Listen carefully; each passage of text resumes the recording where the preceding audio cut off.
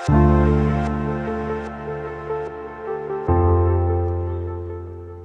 Bapak Ibu dan saudara-saudara yang terkasih di dalam Tuhan. Kita berjumpa lagi dalam Lawatan Hati GKI Residen Sudirman. Bapak Ibu dan saudara-saudara, pandemi COVID-19 telah memaksa kita meminimalkan relasi dan interaksi secara fisik. Kita mulai akrab dengan istilah online. Bekerja online, belajar online, rapat online, seminar online, dan tentu saja ibadah online. Bapak, Ibu, dan saudara-saudara, bagi sebagian besar kita, aktivitas yang serba online itu adalah sesuatu yang baru.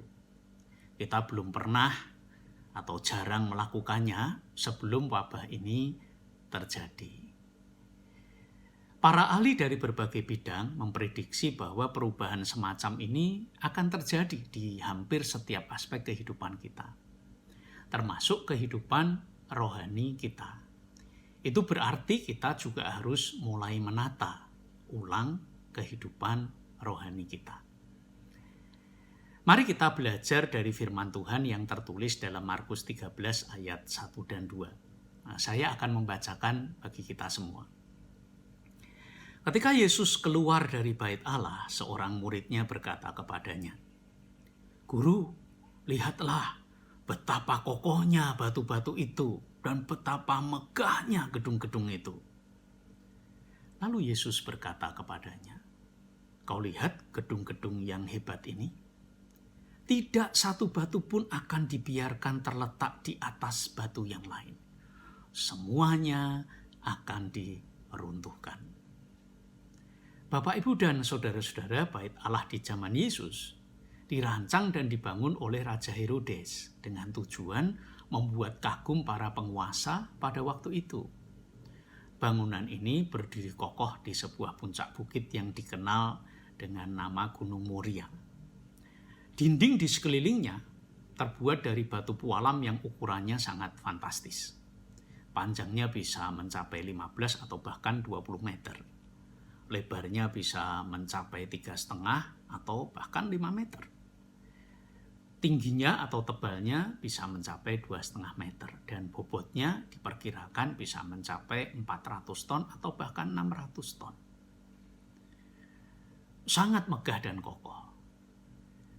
Karena itu wajar apabila murid ini berkata, "Lihatlah betapa kokohnya batu-batu itu dan betapa megahnya gedung-gedung itu."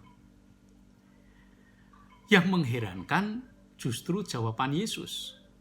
Alih-alih ikut memuji kemegahan bait Allah itu, Yesus justru menubuatkan kehancurannya. Yesus berkata, tidak satu batu pun akan dibiarkan terletak di atas batu yang lain. Semuanya akan diruntuhkan. Bapak, Ibu, dan saudara, nubuat Yesus ini tentu sangat mengejutkan. Setiap orang yang melihat bait Allah itu akan berpikir bahwa bangunan ini akan mampu bertahan melewati waktu yang sangat panjang atau bahkan sepanjang masa.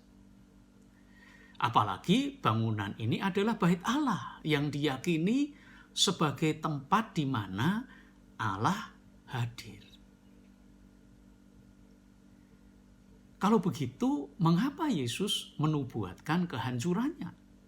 Apa yang hendak diajarkan oleh Yesus kepada para muridnya?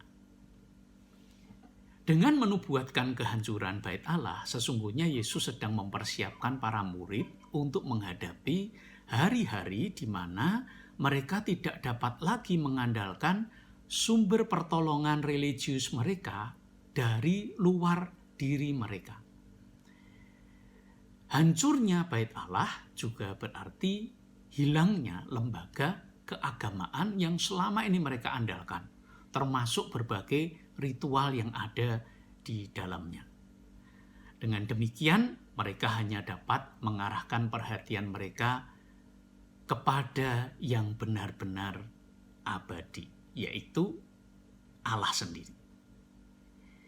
Nah, karena itulah saya yakin pesan ini sangat penting dan relevan bagi kita di masa kini. Sejak merebaknya wabah COVID-19, kita tidak dapat beribadah bersama di gedung gereja. Paling tidak untuk waktu ini. Demikian juga berbagai kegiatan gerejawi yang kita sebut sebagai pelayanan tidak dapat kita lakukan lagi selama berbulan-bulan. Kita tidak bisa lagi menggunakan semua aktivitas itu sebagai ukuran kerohanian kita dan tidak bisa mengandalkannya untuk mendongkrak kualitas kerohanian kita. Dalam situasi seperti ini kita diajak dan diajar untuk mengalihkan perhatian kita kepada kualitas kerohanian kita yang sejati, yaitu relasi kita dengan Allah. Nah, bagaimana kerohanian Bapak, Ibu, dan saudara-saudara sekalian selama masa pandemi ini? Apakah menjadi kropos karena tidak bisa beribadah di gereja dan tidak bisa lagi melakukan pelayanan seperti biasa?